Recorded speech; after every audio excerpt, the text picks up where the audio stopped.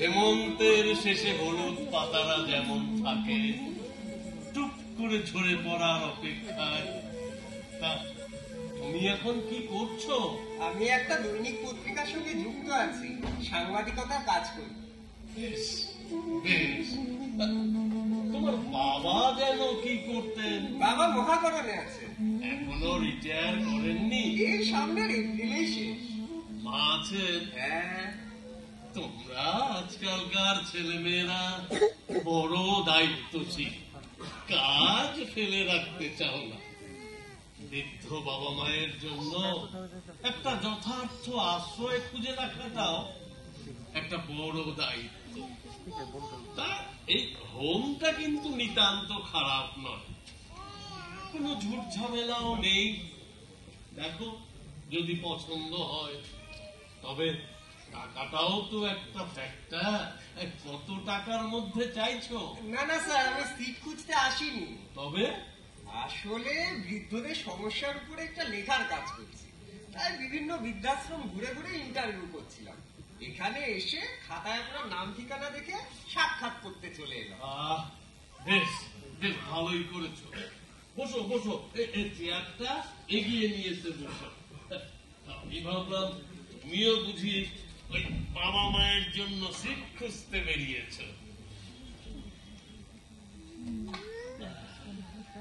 কিন্তু এখানে এসে স্যার খাতায় আপনার নাম দেখে চমকে উঠেছিলাম। কেন চমকাবার কি আছে? না মানে এখানে একা একা মনে হয় না? একা একা মনে হবে কেন? না মানে আত্মীয় স্বজনের সান্নিধ্য পেতে ইচ্ছে করে না। তা করে, তবে তোমরা তো নিয়মিত যাতায়াত।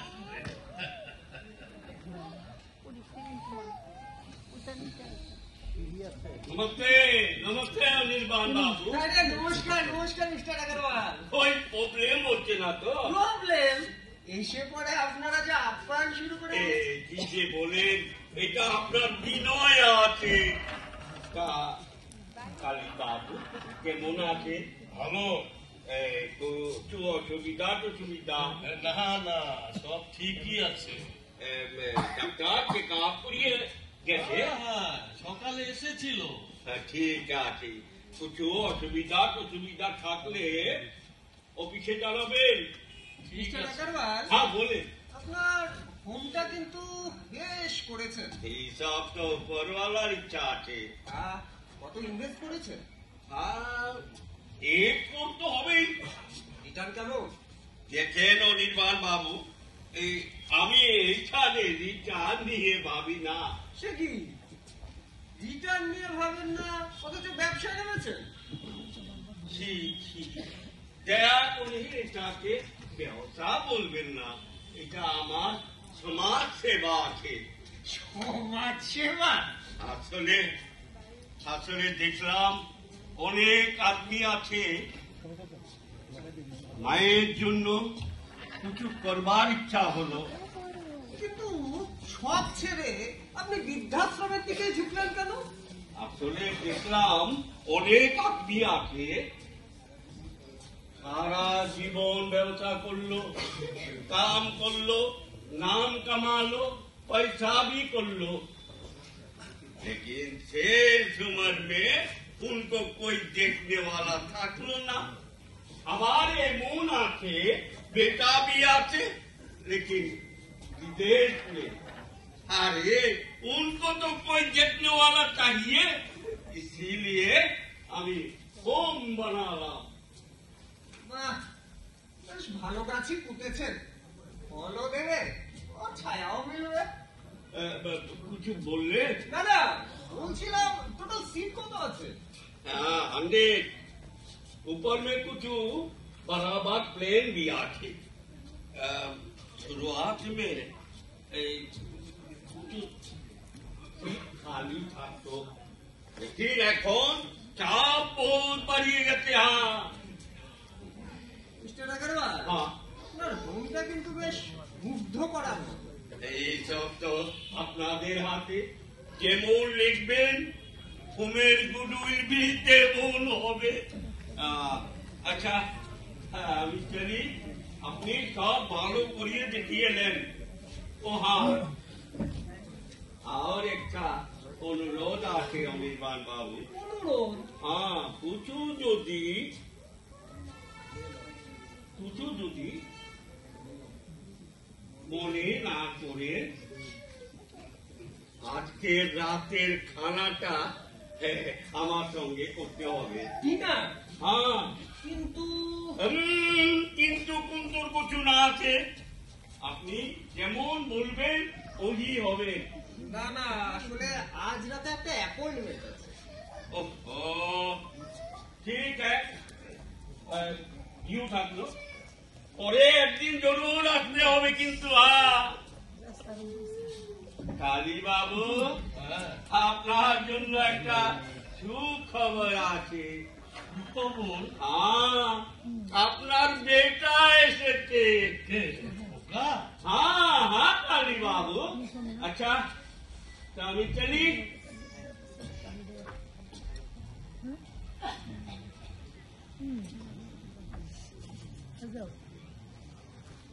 সোমনাথদা কি এখানে থাকেন না স্যার? হ্যাঁ, এখানেই থাকে। আসলে মন্ত্রীর চাকরি তো। কোথায় সার্ভিস করেন? সোশিয়াল ওয়েলফেয়ারে একটা ভালো পোস্টেই আছে। শুনছিলাম উত্তরবঙ্গের কোথাও বদলি হয়ে যাবে। ওই মেয়েটাকেও দার্জিলিং এর একটা কনভেন্টে দেবে স্থির করেছে। টাকা পয়সা পাঠায় ঠিক মতো? সব ব্যাপারে ওরা খুব দায়িত্বশীল। কত দেয়? তা বেশ ভালোই, তা আমার ঠিক চলে যায়। তাছাড়া এই বৃদ্ধ বয়সে এত টাকা পয়সারই বা কি দরকার বলতো? এই তো শেষ যেবার এসেছিল তখন আমার হাতে দিয়ে গেল 100 টাকা। শেষ কবে এসেছিল? ওই ধরো ওই মাস 5 হবে। তারপর? এছাড়া এই বৃদ্ধ বয়সে এত টাকা পয়সা দিয়ে কি করবো বলতো?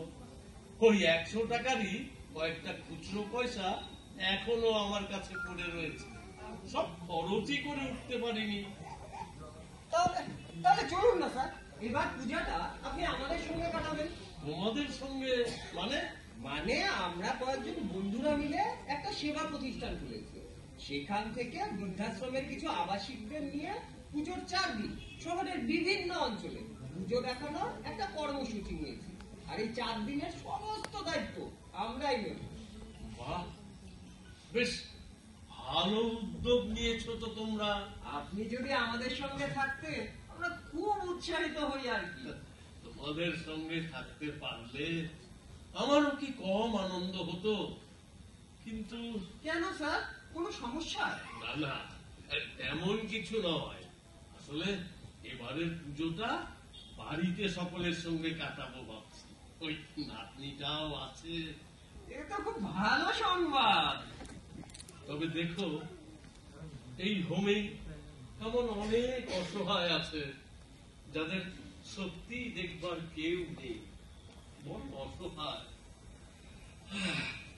বাবা, আয় আয়। কেমন আছো? ভালো, বেশ ভালো। দেখেছ অনেক, তোমায় বলেছিলাম না খোকা বড় দায়িত্বশীল। তা হ্যাঁ রে, আর কেউ আসেনি, মানে বৌমা, আমার দিদি ভাই। এসেছে, ওরাও এসেছে, কিন্তু একে তো ঠিক। আমাকে চিনতে পারলে না সোমনাথদা? আমি অনির্বাণ, ওই যে বৌবাজারে থাকতাম। আরে হ্যাঁ রে খোকা, আমি ওকে ছোটবেলায় পড়াতাম। ছোটবেলায় কত এসেছে আমাদের বাড়িতে। তা এখানে কি ব্যাপার? আসলে আমি একটা সংবাদপত্রের সঙ্গে যুক্ত আছি, সাংবাদিকতার কাজ করি। সাংবাদিক? হ্যাঁ, ওই সংবাদপত্রের কাজেই এখানে হোমে এসেছিলাম। দেখো বাবা, ঘর পোড়া গরু সিঁদুরে মেঘ দেখলেই ভয় পাই। আমরা বাবা ছাড় পোষা মানুষ, সরকারি চাকরি করি, কি লিখতে আবার কি লিখে দেবে, তখন আবার ওই চাকরি নিয়ে না টানাটানি পড়ে যায়। কি যে বলেন! না, এই তোমাদের পত্রিকাগুলোকে আজকাল আর ভরসা করা যায় না। ভদ্রলোকের চরিত্র হনন, রগরগে সুরসুরি, মিথ্যে গসিপ তৈরি, যে করেই হোক একটা চটকদার স্টোরি পেলেই হলো। বুঝতেই পারছেন, বিপণনের যুগ। আরে তার একটা সোশ্যাল ইফেক্ট কি হবে সেটা নিয়ে ভাবতে হবে না? তাই বলে আমাদের এত দায়িত্ব জ্ঞানহীন ভাববেন না। আরে দিদি ভাই, এসো এসো এসো। বাবা কেমন আছে? ভালো ভালো, তোমরা ভালো আছো তো বৌমা? তারপর দিদি ভাই, তুমি কেমন আছো? পড়াশোনা ঠিক মতো করছো তো? আর স্কুল লেগে অষ্টমী করছো না তো? আমি এখন বড় হয়ে গেছি না। বৌমা, তাই তো, তো বড় হয়ে গেছো। মা বলেছে তোমরা কখনো দুষ্টুমি করে না। পাগলি মেয়ে কোথাকার। হ্যাঁ, আমার একটা কাজ করে দেবে? বলুন না স্যার, বলুন।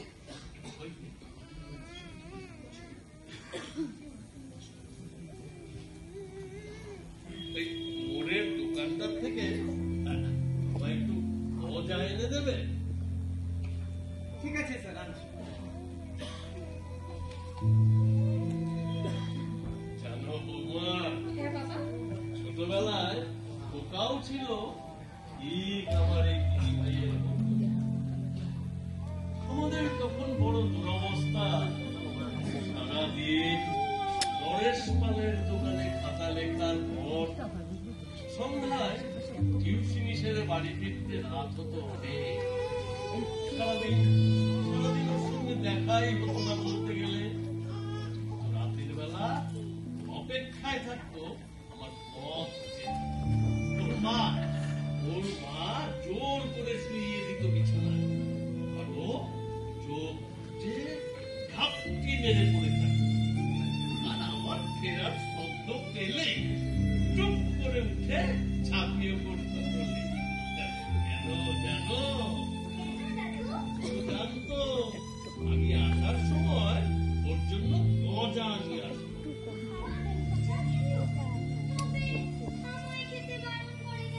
শুধু কি খেত দিদি ভাই?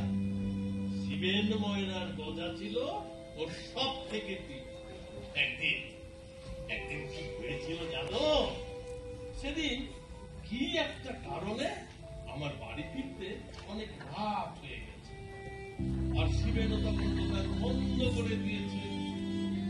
সে রাত্রে ওকা আমার ব্যাগ পকেট সব তন্ন তন্ন করে খুঁজেও যখন গজা পেল না, তখন সে কি কান্না! খাওয়ারও দেয় না ছেলেকে। সারা রাত ফুটিয়ে ফুটিয়ে কেঁদে পরদিন সকালে শিবেনের গজা নিয়ে তবে ছেলে শান্ত হয়। খোকা, হ্যাঁ, এই শিবেনের দোকানটা এখনো তেমনই চলে? দোকানটা উঠে গেছে বাবা। ঠিক আছে, মানে ওখানে কি একটা কোম্পানির শোরুম হচ্ছে। শিবেন বাবু মারা যাওয়ার পর ওনার ছেলেরা ওটা বেচে দিয়েছে। শিবেন শিবেন মারা গেছে? কবে? এই ধরো বছর ঘুরতে চললো? 1 বছর। ওই, আমাকে তো বলিসনি। না, ওই গতবার বলবো করে বলা হয়ে ওঠেনি। আসলে ওই শেষের কয়েক মাস উনি যেভাবে ঘুরছিলেন না, গিয়ে মুক্তি পেয়েছেন। হ্যাঁ, একটা বয়সের পর সবাই কেমন যেন বোঝা হয়ে যায়। তখন যত দ্রুত চলে যাওয়া যায় ততই মঙ্গল। বাবা, এই নিন, একটু এদিকে আসুন না। ওটা আবার কি বৌমা? পায়েস। হঠাৎ পায়েস? আমার দিদি ভাইয়ের জন্মদিন নাকি?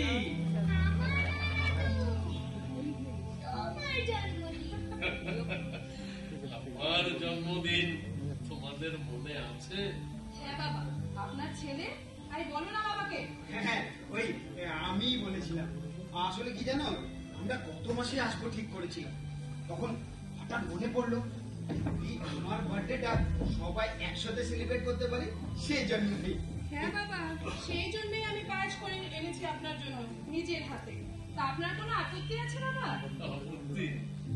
না না বৌমা, আমার মতো একজন অবশিষ্ট অপাঙ্গের জন্মদিন তোমরা তোমরা এত ব্যস্ততার মাঝেও মনে রেখেছো, ভাবতেই এত আনন্দ হচ্ছে।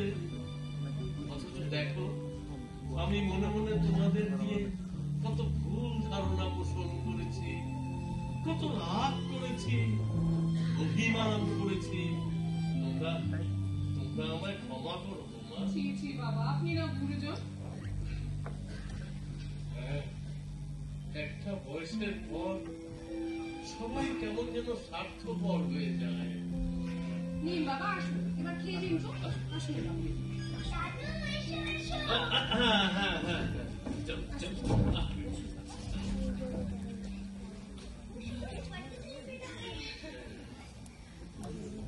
Happy birthday to you.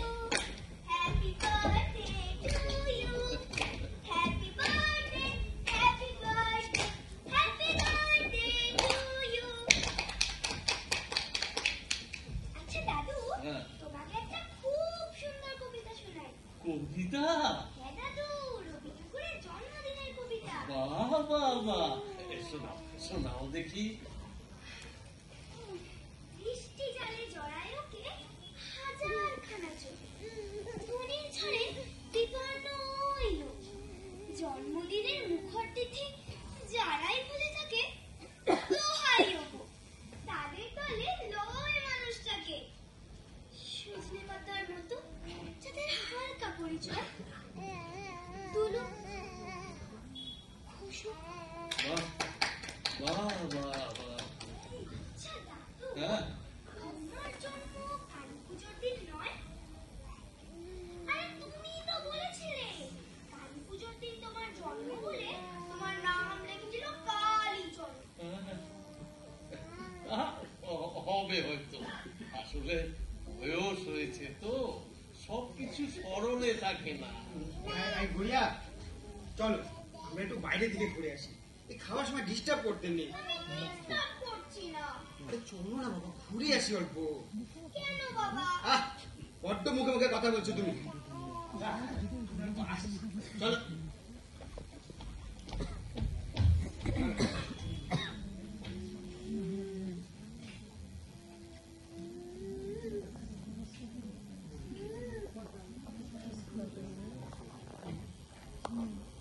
নিন, খেয়ে নিন।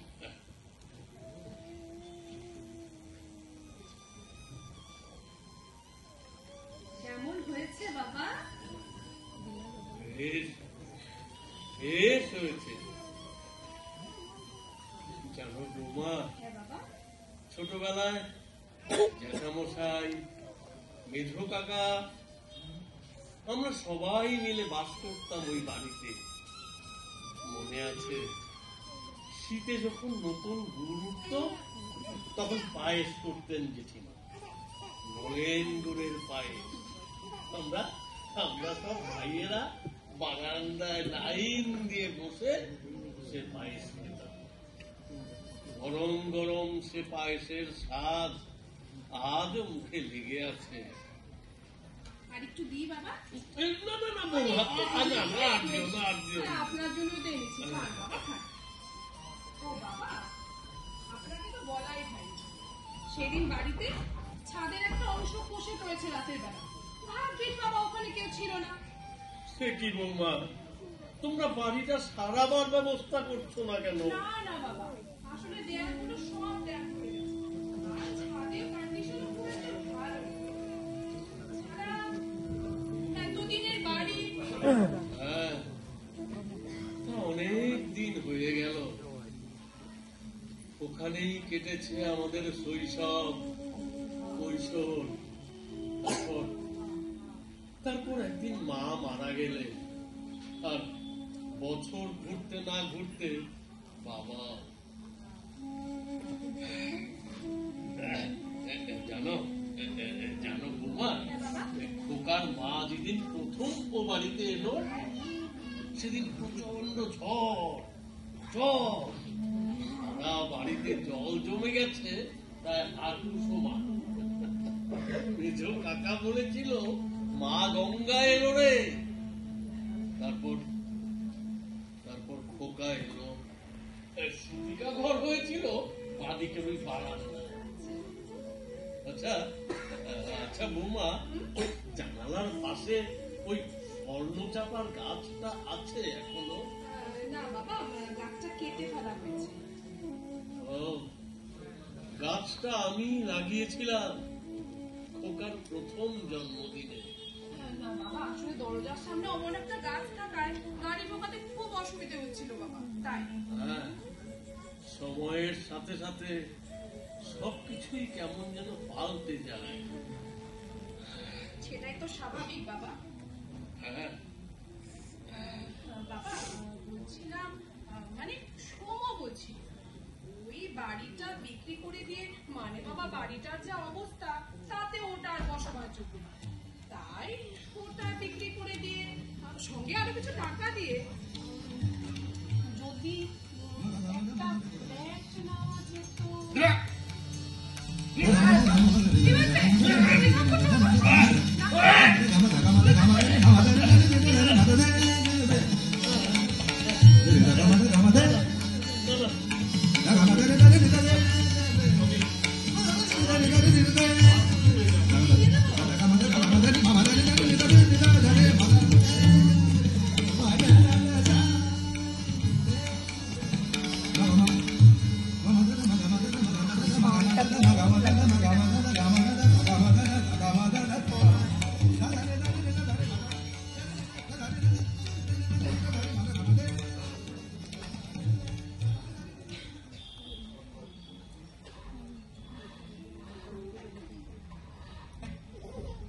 স্যার কোথায়? উনি একটু বাথরুমে গেছেন। আপনি তো বৌদি, আই মিন সোমনাথদার বউ। চিনতে পারলেন না তাই তো? আমি অনির্বাণ রায়। স্যার ছোটবেলায় আপনাকে পড়াতেন, আপনাদের ফ্যামিলি ফ্রেন্ডও বলতে পারেন। ও, তাই বুঝি দেখা করতে এসেছে। হ্যাঁ, তবে অন্য একটা উদ্দেশ্যও আছে। আসলে আমি যে পত্রিকার সঙ্গে যুক্ত আছি তার কাজ নিয়েই বেরিয়েছি। আপনি সাংবাদিক বুঝি? হ্যাঁ, ওই সংবাদপত্রের কাজেই ইন্টারভিউ। আচ্ছা বৌদি, যদি কিছু মনে না করেন, আপনার একটা ইন্টারভিউ।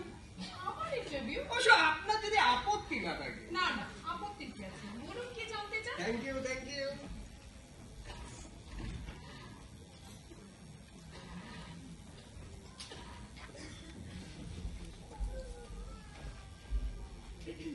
আপনার নাম? সুমনা চ্যাটার্জি। হাজবেন্ড সোমনাথ চ্যাটার্জি। আপনার পেশা? আমি একটা স্কুলে শিক্ষকতা করি। তাহলে সচ্ছল পরিবারই বলা যেতে পারে। তা বলতে পারি। সংসারে কে কে আছেন? 3 জন, আমি, শো, গুড়িয়া।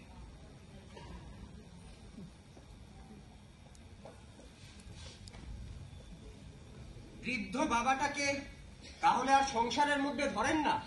না মানে উনি তো এখন হোমেই থাকেন, তাই। আচ্ছা, এই যে আপনি, আপনার স্বামী দুজনেই চাকরিতে বেরিয়ে পড়েন, তাতে আপনার সন্তান কোনো ধরনের একাকিত্ব অনুভব করে না? না, তার জন্য তো বাড়িতে আয় রাখা আছে। মা বাবার অভাব সত্যি কি তৃতীয় কেউ পূরণ করতে পারে? না, তা পারে না ঠিকই, তবে কি উপায় বলুন? সব দিক ঠেকিয়ে ছেলে মেয়ের একটু ভালো পড়াশোনার খরচ চালানো আর একটু স্বাচ্ছন্দ্যে থাকার জন্য এছাড়া আর পথ নেই।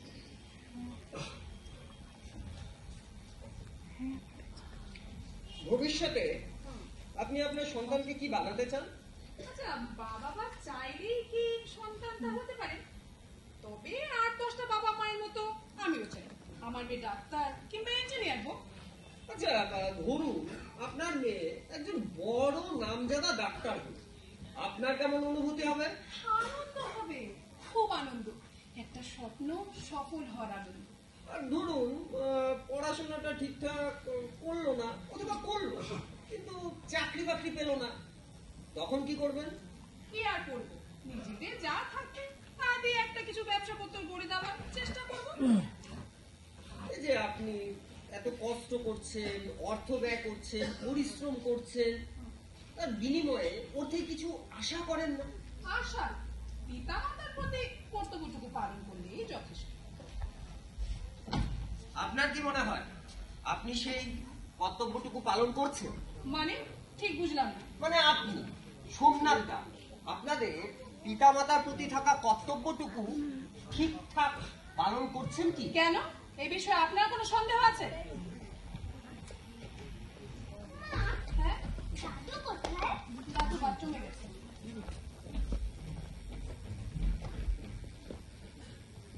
না না, আমি আসলে জানতে চাইছি।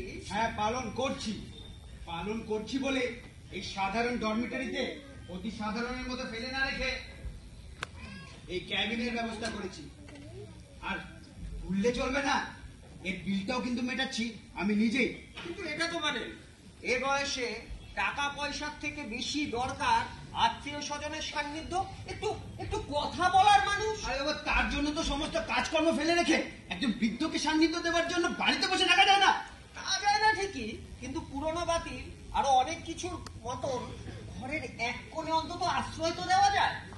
এটা আমাদের একান্ত পারিবারিক বিষয়। কিন্তু সে পরিবার যেমন আপনার, তেমনি ওই বৃদ্ধেরও একদিন তার হাত ধরেই গড়ে উঠেছিল এই পরিবারটি। স্টপ! আর একটা কথা আমি তোমার মুখে শুনতে চাই না। আপনি কিন্তু আমার উপর অযথা না। No comments. আমি চাই তুমি এক্ষুনি এখান থেকে বের হয়ে যাও, আদারওয়াইজ আমি অফিসে রিপোর্ট করতে বাধ্য হবো। সোমনাথ দা, আমি তোমার সাথে আর একটা কথা বলতে চাই না। ঠিক আছে।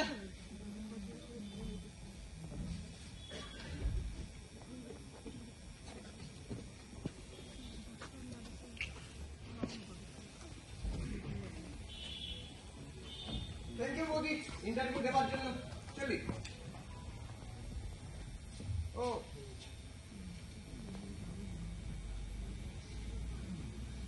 স্যার এলে এটা দিয়ে দেবেন।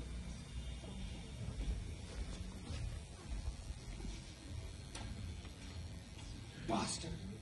আর তুমিও আশ্চর্য, চেনা নেই জানা নেই কথা বলতে শুরু করে দিলে। আমি কি জানি, বললো তোমাকে চেনে, তোমাদের বাড়িতে থেকে যাতায়াত ছিল। ও বললো আর তুমিও মেনে নিলে। তাছাড়া বিষয়টা এই পর্যায়ে পৌঁছবে সেটা কেই বা জানতো? কোনো বিষয় না ভেবে না বুঝে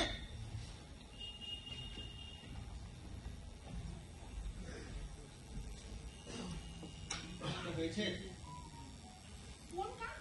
ওইভাবে যাওয়ার জন্য তো ঘটা করে এখানে আসা, সে কাজটা বলে গেলে ও, না হয় মানে মানে বিষয়টা পেয়েছি। কি বললো? নিজের হাতে গড়া জিনিস কেউ কি আর বিক্রির অনুমতি দিতে চায়? না করেনি তো? না, তা করে। ব্যাস, তাহলেই হলো। এটার পথে তোমার দাদাকে একটা ফোন করে দিও। কিন্তু পরে যদি উনি বেঁকে বসেন, সই করতে না চান, তোমার প্রেস্টিজ থাকবে। সুমনা, আর তো মাত্র 2 মাস হাতে সময়। তাই তো। এর মধ্যে যদি ফ্ল্যাটের টাকাটা জোগাড় না হয় তাহলে তো ফ্ল্যাটটাই হাতছাড়া।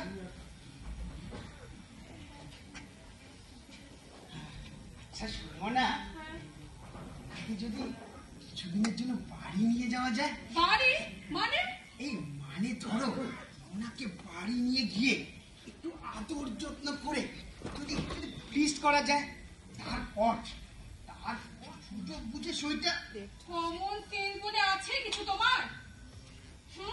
ওইটুকু বাড়িতে ওনাকে নিয়ে গেলে প্রাইভেসি বলে কিছু থাকবে? 3টে ঘরে সকলে মিলে অসভ্যের মতো কাটাবেন। আচ্ছা আচ্ছা, ওই বাইরের রুমটাকে যদি ইম্পসিবল, সেন্স নেই কিছু। সুমনা, সুমনা কি করা যায়?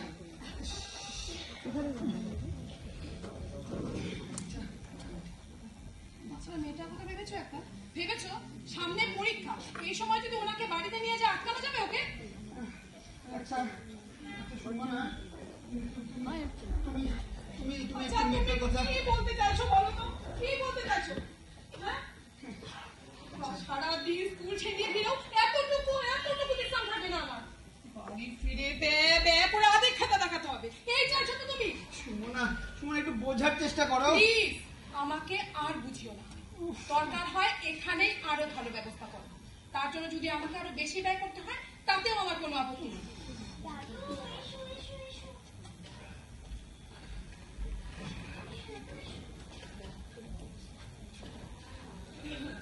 বাবা, আপনার শরীর ঠিক আছে তো?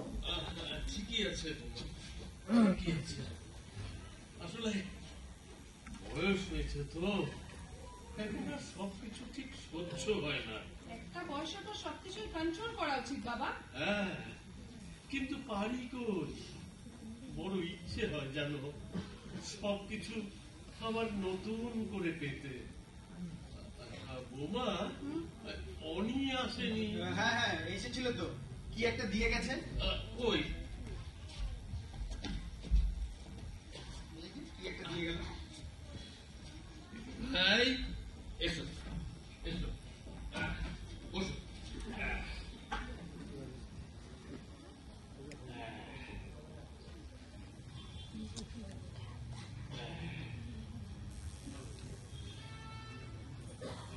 এই নাও, ধরো। বাবা, ও সব আবার ওকে দিচ্ছেন কেন? না না বৌমা, আর না করো না। কতদিন পর দিদি ভাই এলো, তা বলে আপনার থেকে? সে কি আর আমি আমার জন্য আনিয়েছি বৌমা? সব তো ওরই জন্য। ও কিন্তু মিষ্টি একদম পছন্দ করে না বাবা। না দাদু, পছন্দ করি। গুড়িয়া, আমি খাবো মা, আমি কত ভালোবাসি। খাবো। আসলে বাবা সামনে পরীক্ষা, এইসব খেয়ে যদি আবার অসুস্থ হয়ে পড়ে। একদিন একটু খেলে খুব কি ক্ষতি হবে? থাক না বাবা, ওষুধ খেয়ে অসুস্থ হওয়ার চাইতে না খাওয়াই ভালো। বাবা মা, সন্তানের ভালো মন্দ তোমরাই ভালো বুঝবে। আমরা পুরনো দিনের মানুষ, আধুনিক চিকিৎসার অনেক কিছুই ঠিকঠাক বুঝি না। ঠিক আছে, এই গুড়িয়া, চলো, সন্ধে হয়ে এলো, ফিরতে হবে। বাবা, আমি অফিসে বলে যাচ্ছি, কোনো অসুবিধা হলে তুমি খবর দিও। না না, অসুবিধা আর কি আছে? আচ্ছা শোনো, এই না, এটা রাখো। কি এটা? টাকা? হ্যাঁ। এটা আর আমার প্রয়োজন নেই রে, তোরাই রাখ। ঠিক আছে বাবা, আসছি। খোকা, হ্যাঁ একটা কথা বলবো বলবো করে বলা হয়ে ওঠেনি। হ্যাঁ বলো। বাড়িটা বিক্রি করেই দিবি মনস্থির করে ফেলেছি। হ্যাঁ বাবা। ওপাড়ার প্রতিবেশীগুলো বড় ভালো রে, এমনটা এমনটা সচরাচর মেলে না।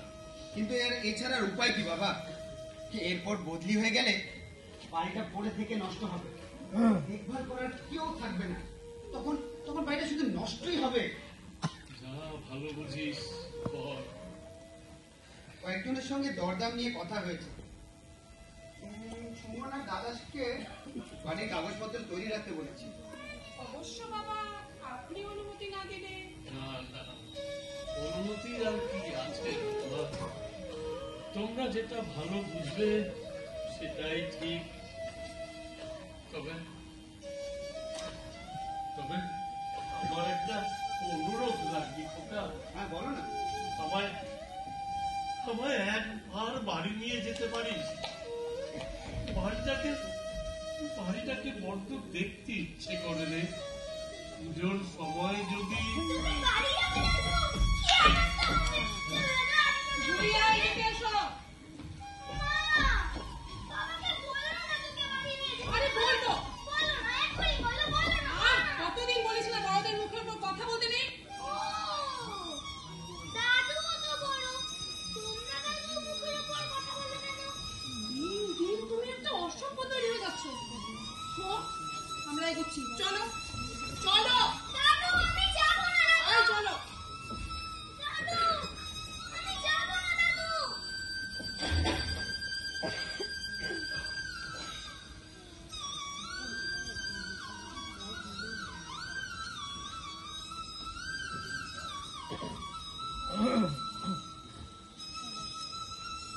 বাবা, পুজোর সময় সকলে একসাথে আনন্দ করে কাটাবো, এর চাইতে ভালো আর কি হতে পারে?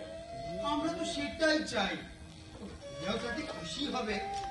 কিন্তু বাবা, এবার পুজোয় যে দার্জিলিং এর টিকিট কাটা হয়ে গেছে, আসলে আসলে সারা বছর কাজের প্রেশার, কুড়িয়ার পড়াশোনা, এইসব সামলাতে সামলাতেই সময় কেটে যায়। এই পুজোর কটা দিনই সময়। তাছাড়া বাবা, ওকে সামনের স্কুল সেশনে দার্জিলিং এর একটা কনভেন্টে ভর্তি করবো ঠিক করেছি। প্রাথমিক কথাবার্তা হয়ে গেছে, সেই জিনিসটা কনফার্ম করারও একটা ব্যাপার রয়ে গেছে।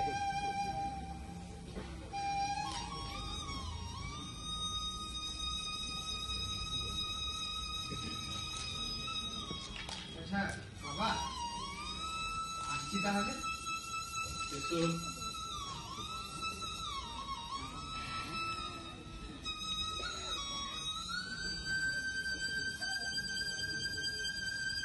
আচ্ছা বাবা, বলছিলাম ওই বাড়ি বিক্রির ব্যাপারটা। শুধু তো একটা সই, ওটা আমি দিয়ে দেবো।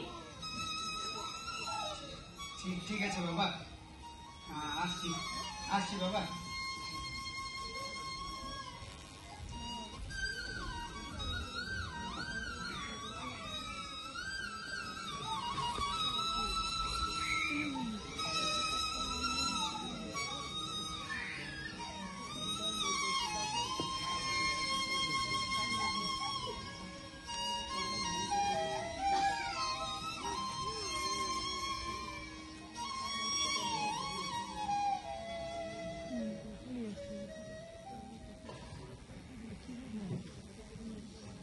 হ্যাঁ ও টনি, দেখেছো বর্ষার জল পেয়ে চারিদিকটা যখন সবুজ হয়ে উঠেছে, তার মাঝে অদ্ভুত ব্যতিক্রম ওই শুকনো ঘাসটা, কঙ্কাল সার, একটা পাতাও নেই। শরৎ ওর কাছে আর নতুন কোনো বার্তা নিয়ে আসে না। সবকিছু বেমানা। আমি আসছি স্যার। অনি, পুজোর সময় তোমরা ওই অসহায় বৃদ্ধ বৃদ্ধাদের নিয়ে কি একটা কর্মসূচির কথা বলছিলে না? পারলে পারলে আমার জন্য একটা জায়গা ওখানে রেখো। আসলে আসলে দেখলাম তোমরা কত বড় একটা যজ্ঞ করতে চলেছ। তা তোমাদের সঙ্গে যদি থাকতে পারতাম, ছেলে, বৌমা, নাতনি, ওদের সঙ্গে না হয় আগামীবার। সত্য গোপন করতে চাইছেন স্যার? কোন সত্য? সোমনাথদা, বৌদি, এরা তো আপনাকে বাড়ি নিয়ে যেতে চায় না। কে কে বললো? আমি বলছি এটাই সত্য। আর শুধু আপনি কেন, এই ভূমের অধিকাংশ মানুষের ক্ষেত্রে এটাই সত্য। সে সত্য মেনে নেওয়া ছাড়া আর উপায় কি বলো? কেন? আইন আছে, আদালত আছে। সিআরপিসির 125 নম্বর ধারা অনুসারে অসহায় বৃদ্ধ বাবা মাকে ভরণ পোষণ দিতে ছেলেমেয়েরা বাধ্য। ভাই, আইন কি সবকিছু দিতে পারে? আপনি কি সাহায্য চান স্যার? আমি তো আইন টাইন বুঝি না। হোমের লিগেল অ্যাক্সেল আছে, আদালত আছে। আরে সবটুকু না পারুন, কিছুটা তো পারে। কার বিরুদ্ধে আদালতে যাব? নিজের সন্তানের বিরুদ্ধে? হ্যাঁ হ্যাঁ, যে সন্তান নিজের পিতার প্রতি কর্তব্যটুকু পালন করে না। তবুও তো সে আমার সন্তান। আপনি একটা মিথ্যে নীতিবোধের একমুখী বৃত্তে পাক খাচ্ছেন স্যার। তবুও সে বৃত্তকে ভাঙা যায় না।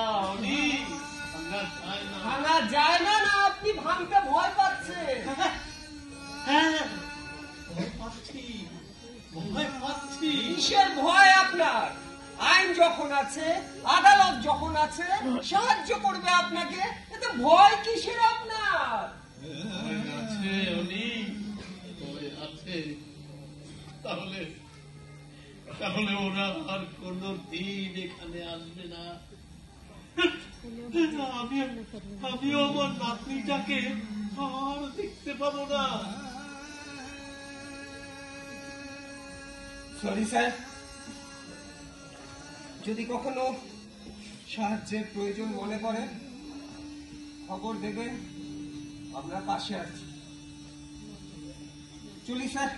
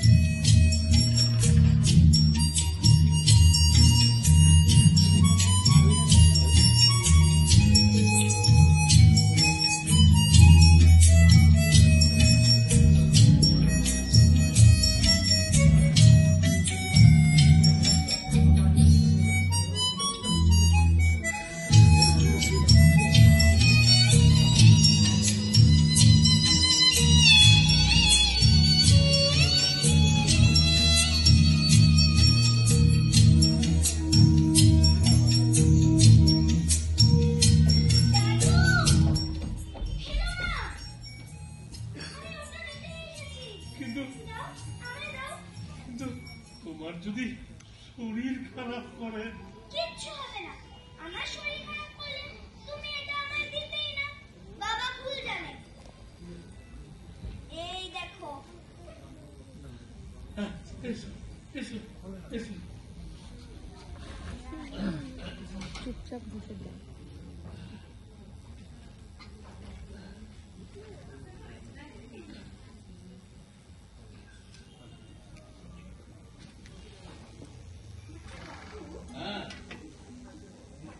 আমার জন্য আমি একটা জিনিস এনেছি। এই দেখো। কি এটা? এটা কালার প্রিন্ট। এর মধ্যে চোখ রাখো, কত রং দেখতে পাবে, ঠিক স্বপ্নের মতো।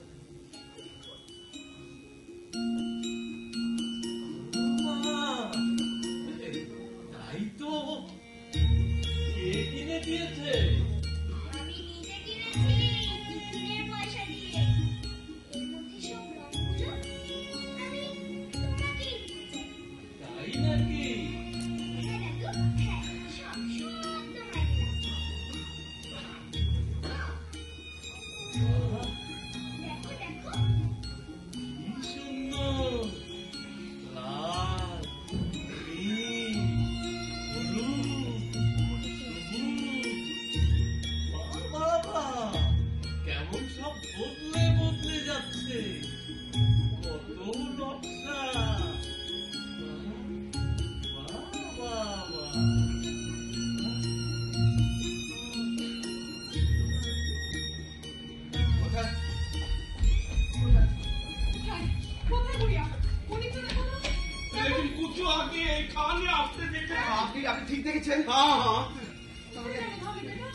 বাবা বাবা গুড়িয়া কোথায়? খোকা, গুড়িয়া কোথায়? এই তো এখানেই তো ছিল। কতক্ষণ আগে? এই তো একটু আগে এখানে এলো, আমার থেকে গজা নিল, খেলো, তারপর তারপর এইটা আমার হাতে দিয়ে বলল যে সব রংগুলো ও নাকি আমাকে দিতে চায়। তারপর? তারপর আর তারপরে? তারপর তো খেয়াল করিনি রে। আপনি সেটাও খেয়াল রাখতে পারেননি? হ্যাঁ, সব কিছু একটা করো, আমার কিন্তু মোটেও ভালো মনে হচ্ছে না। কি হয়েছে বৌমা? আমি তো কিছুই বুঝতে পারছি গুড়িয়াকে না। পাওয়া যাচ্ছে না বাবা। হ্যাঁ, এখান থেকে বের হয়ে আমরা রিসেপশনে কথা বলছিলাম, তখন তখন সাথেই ছিল। হঠাৎ হঠাৎ করে দেখি কোথাও নেই। চারিদিকে চারিদিকে তন্ন তন্ন করে খুঁজে ওকে কোথাও পাচ্ছি না। সোমনাথা, হ্যাঁ, এটা দেখুন তো, এটা দেখুন তো। হ্যাঁ, এটা তো গুড়িয়ারই হাতের লেখা। কি লিখেছে, কি লিখেছে? বাবা, মা, আমার অনেক স্বপ্ন ছিল, রং বেরঙের স্বপ্ন। স্বপ্নগুলো কেন জানি না শুকিয়ে যাচ্ছে, ফ্যাকাশে হয়ে যাচ্ছে সব রংগুলো। ওদের জন্য আমার বড় কষ্ট হয়। তোমরা কি পারো না সে রঙিন স্বপ্নগুলোকে বাঁচিয়ে তুলতে? স্বপ্নের কথা তো ও আগে কখনো বলেনি। আচ্ছা, ওর কোনো ইচ্ছেকে জোর করে দমিয়ে দিয়েছেন এমন কিছু হয়নি তো? কই না তো, কোন রকম বকাবকি? আমার মনে পড়ছে না। ওর কোনো ক্ষোভ, কোনো বিষয়ে কোনো ক্ষোভ ছিল বলে জানা আছে? অনির্বাণ, গুড়িয়া আমাদের একমাত্র সন্তান, ওর কোনো অভাব আমরা রাখিনি। আমাদের টাকা পয়সা যা আছে সব সব তো ওর জন্যই। তাহলে যাবেটা কোথায়? আচ্ছা, বোমের বাইরে চলে যায়নি তো? তা কি করে সম্ভব? ও তো আগে কখনো এদিকে আসেনি। इस कॉरिडोर के बाद चिड़िया আছে, उसके बाद गेट, ওই গেট টপকাতে পারলে হাইও গিয়ে আছে। তা কি করে সম্ভব? ও তো এই রাস্তায় কখনো আসেনি। তাছাড়া যেভাবে গাড়ি করে চলছে, ও যদি কিছু একটা- না, মিস্টার আগারওয়াল, হ্যাঁ। আপনি এক কাজ করুন, আপনি আপনার স্টাফদের বলে দিন ওরা যাতে কেউ বাড়ি ফিরে না যায়। ঠিক আছে। ও হ্যাঁ, আর হচ্ছে থানা একটা ফোন করুন। আমার হ্যাঁ, থানা একটা ফোন করুন। মিস্টার অনির্বাণ বাবু, এই থানা পুলিশ হলে হোমের গুডুই আরে রাখুন তো মশাই, গুডউইন। আমার কথাটা। আপনি থানায় ফোন করবেন না, আমার কথা হবে। ঠিক আছে, করছি।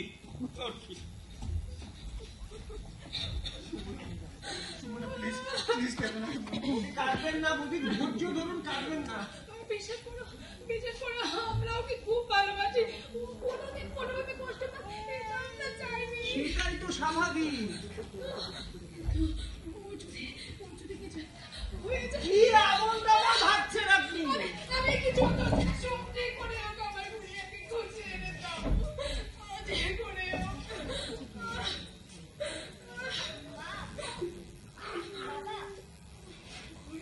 গুড়িয়া, তোমরা আমার ছবি না। কি হয়েছে মা তোর? আমি হারিয়ে গেলে তোমাদের খুব কষ্ট হবে না? হ্যাঁ বাবা, তা তো হবেই মা। তোমাকে হারিয়ে দাদুরও ঠিক এমনই কষ্ট হয় বাবা। দাদু, তোমার এখানে খুব কষ্ট না? তবু দেখো, তুমি কোনোদিনও বাড়ি ফিরে যেতে পারবে না, ইচ্ছে করলেও না। ওর পাগলি, আমি বুড়ো হয়ে গেছি না, বুড়োদের আর বাড়ি ফিরতে নেই। মিথ্যে কথা! বাবা তোমাকে জোর করে এখানে রেখে গেছে। জানো দাদু, আমারও বাড়িতে একা একা ভীষণ কষ্ট হয়। কোনো বন্ধু নেই, বাবা মা সারাদিন বাড়ি থাকে না। ওই আন্টিটা না খুব বকে। ওকে আমার একদম পছন্দ নয়। তোমার জন্য আমার মন খুব খারাপ করে। তুমি দেখো,